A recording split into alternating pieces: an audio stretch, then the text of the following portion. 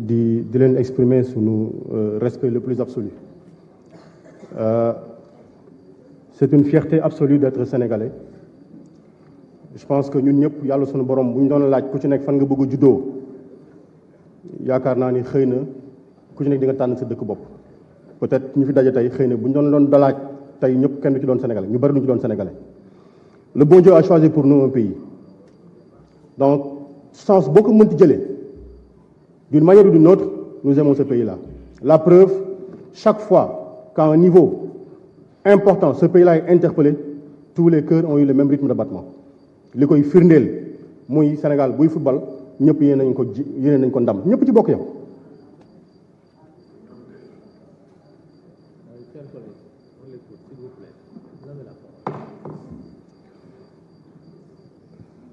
La politesse c'est une éducation. Mag ak ndaw ñoo ci bokk yam. Elle est une valeur. Elle doit être une valeur partagée dans tous les sens du mot. Mag ak ndaw ñoo ci bokk yam. am na loo xam ne bu ñu la ko jiiñee ba jàpp ni am na le rôle booy joué ci biir état xolu état ba jàpp ni yaa ngi da ngay fal ministre y a une responsabilité que vous devez montrer ngeen baal maax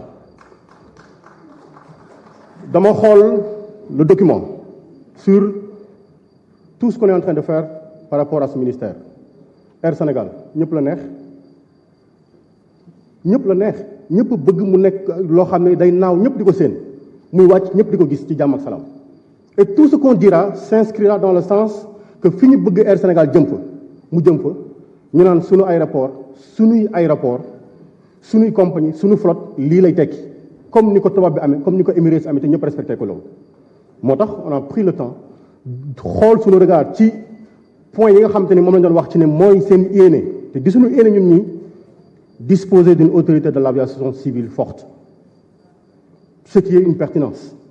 Je dirais le plus important pour le Sénégal est de superviser toute l'activité de l'aviation civile qu'il autorise dans les espaces aériens situés sur les territoires sous sa responsabilité.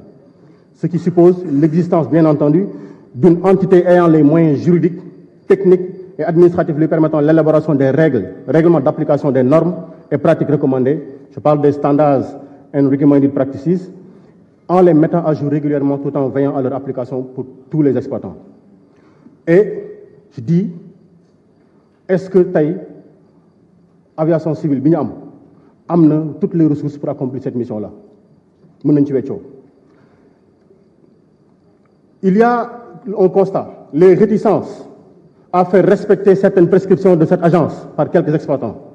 Ban taxawaay la ci ministère bi di andi pour ñëpp mën a tënk ci loolu. Beneen point bi mooy mettre en place un réseau d'aéroports régionaux aux normes. Ce programme appelle quelque part pour certains des réserves. Parce que dañoo wax ni lorsque la piste est réalisée avec les caractéristiques permettant de recevoir des types donnés d'avions sur un aérodrome, tout ce qui est à réaliser en plus doit dépendre du trafic et de ses caractéristiques. Or, il est connu que les aérodromes régionaux, à l'exception des 4, Ziguinchor, Cap Skirring, Tambacounda et Saint-Louis, ne reçoivent quasiment pas beaucoup de trafic, lequel d'ailleurs ne permet pas de rentabiliser, ils le pensent, les investissements qui sont réalisés. Dès lors, la question que je pose, qu'est-ce qu'on fait pour la rentabilisation des investissements qui seront réalisés sur ces aéroports et la prise en charge des dépenses d'exploitation et de maintenance? Comment générer un trafic, Monsieur le ministre, nouveau, permettant une fréquentation significative de ces plateformes? Qu'est-ce qui est envisagé à ce sujet-là? Beneen point bi ñu ne disposer d'un aéroport répondant aux normes internationales, un hub, suivant li ñu xalaat mooy c'est souvent le projet d'une compagnie aérienne laquelle fait d'un aéroport un point de convergence et de divergence de ses vols, à l'exemple de Charles de Gaulle avec Air France, de Casablanca avec Royal Air Maroc.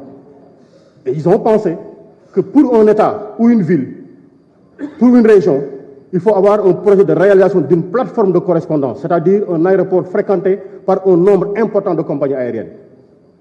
Et fondamentalement, ce qui peut entrer en contradiction avec le projet que nous avons.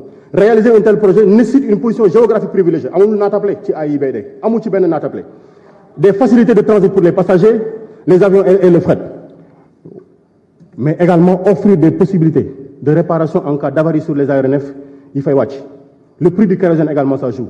Quelles sont les mesures qui sont envisagées sur ce terrain-là pour répondre à ces prérequis pour faire de l'AIBD une plateforme de correspondance majeure de la sous-région. Ñu teg ci construire ou la création d'une compagnie aérienne de référence africaine.